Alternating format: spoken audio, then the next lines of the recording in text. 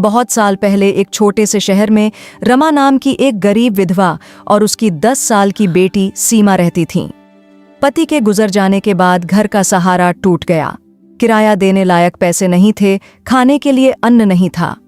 रमा रोज सुबह शहर के बाजार के बाहर बैठ जाती, हाथ में एक पुराना थैला लिए चीखती, भाई कुछ दे दो, कुछ भी दे दो प्लीज, मेरे पास कुछ नहीं बचा, भगवान आपके भले करे। लोग कुछ पैसे, रोटी के टुकड़े या पुराने कपड़े फेंक देते।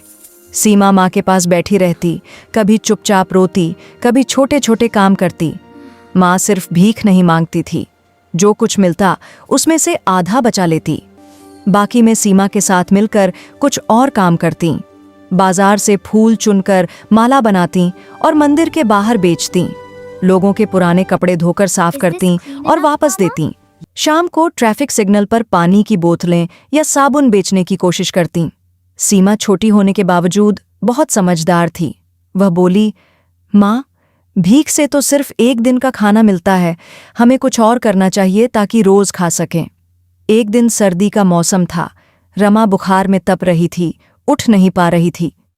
सीमा अकेली बाजार गई।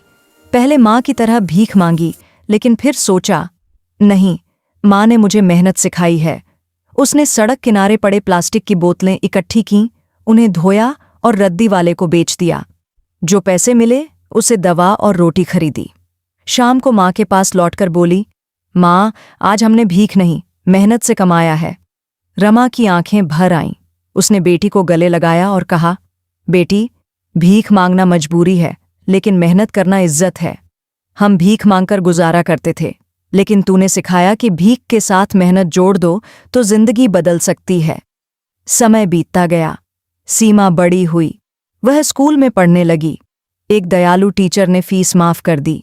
दिन में पढ़ाई, शाम को छोटे मोटे काम, कपड़े सिलना सीख लिया। पड़ोस में बच्चों को पढ़ाती। माँ अब बीमार नहीं पड़ती थी, क्योंकि दोनों मिलकर कमाते थे। धीरे धीरे उनकी हालत सुधरी। उन्होंने एक छोटी सी झोपड़ी बनवा ली। सीमा ने कहा, माँ, याद है जब हम भीख मांगते थे? आज हम वही लोग हैं, लेकिन अब हमारा सिर ऊंचा है क्योंकि हम मेहनत करते हैं। रमा मुस्कुराई और बोली, हाँ बेटी, भीख से पेट भरता है, लेकिन मेहनत से आत्मसम्मान मिलता है।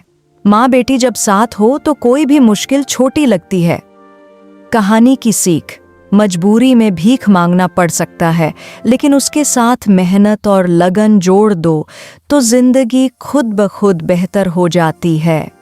माँ बेटी का साथ सबसे बड़ा सहारा होता है।